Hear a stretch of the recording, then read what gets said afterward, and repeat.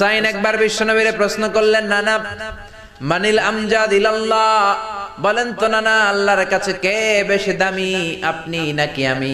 বিশ্বনবী বললেন, হুসাইন আনাল আমজাদ, আমি বেশি দামি।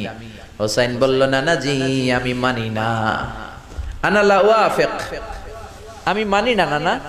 কেমন করে আপনি আমার চাইতে বেশি দামি হন? আপনার চাইতে আমি বেশি দামি। বিশ্বনবী বললেন, হুসাইন আমি হলাম নবীদের নবী, আখির নবী, বিশ্ব নবী, আর তুমি হলা আমার উম্মত, তোমার চাইতে আমি বেশি দামি। হুসাইন বলে, নানা জি আপনি ভুল বললেন, আপনার চাইতে আমি হুসাইন বেশি দামি। সুবহানাল্লাহ কইবেন না? বিশ্বনবী বললেন, কাইফা যালিক, কেমন করে এটা? হুসাইন বলল, নানা জি তাহলে বলেন তো আপনার আব্বার নাম কি? বিশ্বনবী বললেন, আমার আব্বার নাম হলো আব্দুল্লাহ। কি নাম?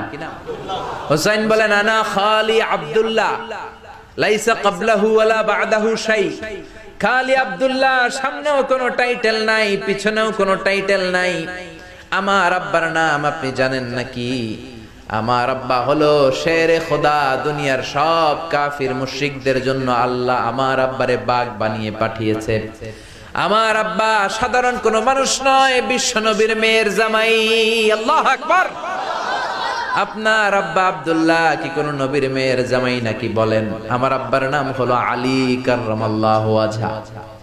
বিষ্ণু বললেন, তাই তো, আসলেই তো তোমার আব্বা বেশি দামি। আবার হুসাইন প্রশ্ন করলেন, নানা বলেন তো আপনার আম্মার নাম কি? কি নাম বিশ্বনবীর মায়ের? তোরা দেখে যা আমিনা মায়ের কোলে, মধু পূর্ণিমারি সেথা চাঁদ দোলে, যেন উষার কোলে রাঙার বিদোলে। তোরা দেখে যা আমিনা মায়ের কোলে, কুল মখলুকে আজি ধ্বনি ওঠে কে এলোই, কালিমা শাহাদাতের বাণী ঠোঁটে কে এলোই, পড়ে দুরুদ ফেরেশতা বেহেশতের দুয়ার খোলে। তোরা দেখে যা আমিনা মায়ের কোলে। আল্লাহু আকবার। বিশ্বনবী বললেন, আমার মায়ের নাম আমিনা।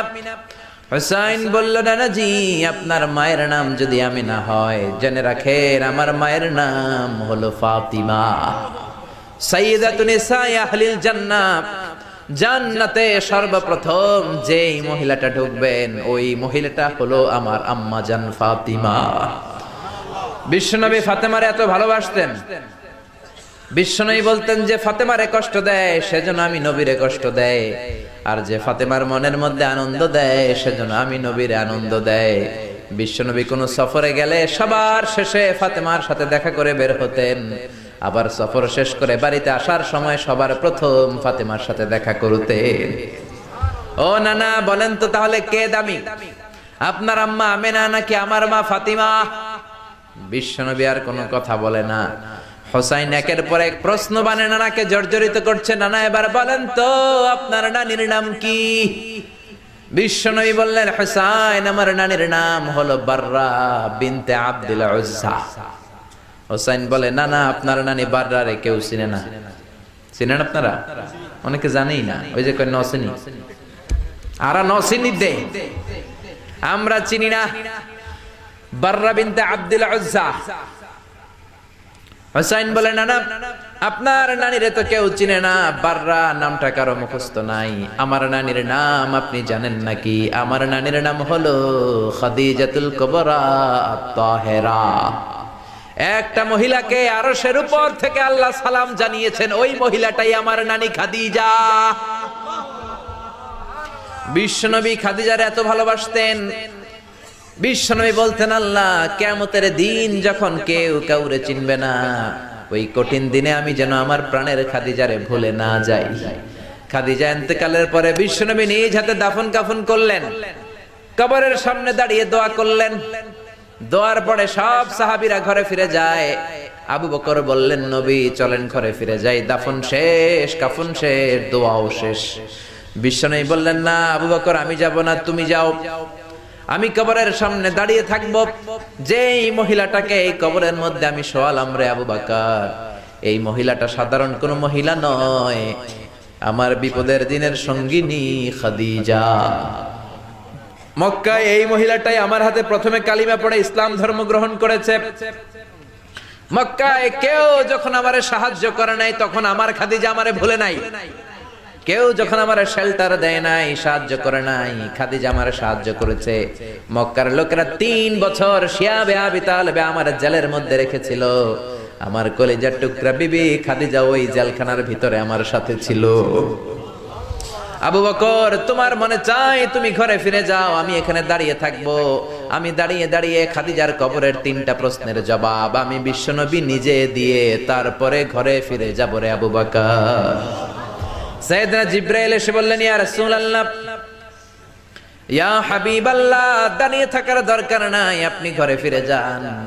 আল্লাহ বলেছে খাদিজার কবরের 3টা প্রশ্নের জবাব আরশের উপর থেকে আল্লাহ নিজেই দিয়ে দিবে। ও নানা, কই আপনার নানি বাররা, কই আমার নানি খাদিজা? বিশ্বনবী কোনো কথা বলেন না। হুসাইন আবার প্রশ্ন করলেন, নানা বলেন তো আপনার নানার নাম কি? বিশ্বনবী বললেন, আমার নানার নাম হলো ওয়াহাব ইবনে আব্দে মানাফ। হুসাইন বলে, নানা আপনার নানা ওয়াহাব রে কে চিনে? কেউ চিনে না আপনার নানারে। আর আমার নানারে চিনে না এমন কোন মানুষ পৃথিবীতে নাই, ঠিক না? আমার নানার উপরে দুরূদ পড়ে না এমন কোন মানুষ পৃথিবীতে নাই। আমার নানার প্রশংসায় পঞ্চমুখ নয় এমন কোন মানুষ পৃথিবীতে নাই। আমার নানারে মাছে চিনে, গাছে চিনে, জিনেরা চিনে, ফেরেশতারা চিনে, পাখিরাও চিনে, ঠিক কি না? আমার নানা হাউজে কাউসারের মালিক, আমার নানা শাফাতের মালিক। আমার নানা শুধু মানুষের নবী নয়, জিনদের নবী নয়, ফেরেশতাদের নবী নয়, আমার নানা সব নবীদের নবী, ঠিক কি না? আমার নানার নাম হলো, পড়েন, মুহাম্মাদুর রাসূলুল্লাহ সাল্লাল্লাহু আলাইহি ওয়াসাল্লাম। এই হলো আমার নানা। এবার বলেন কে দামি? বিশ্বনবী আর ধৈর্য ধারণ করতে পারেন না, ধা ধা করে চোখের পানিগুলো ছেড়ে হোসেনকে বুকের মধ্যে জড়িয়ে ধরেন আর বলেন, হোসাইন তুমি ঠিকই বলেছো, আজকের তর্ক বিতর্কে আমি নবী হেরে গেলাম, তুমি জিতে গেলা। আসলে আমি নবীর চাইতে তোমার দাম আল্লাহর কাছে কোটি কোটি গুণ বেশি। কোন সুবহানাল্লাহ। আরো জোরে পড়েন আল্লাহু আকবার। হোসাইন একবার বিশ্বনবীরে প্রশ্ন করলেন, নানা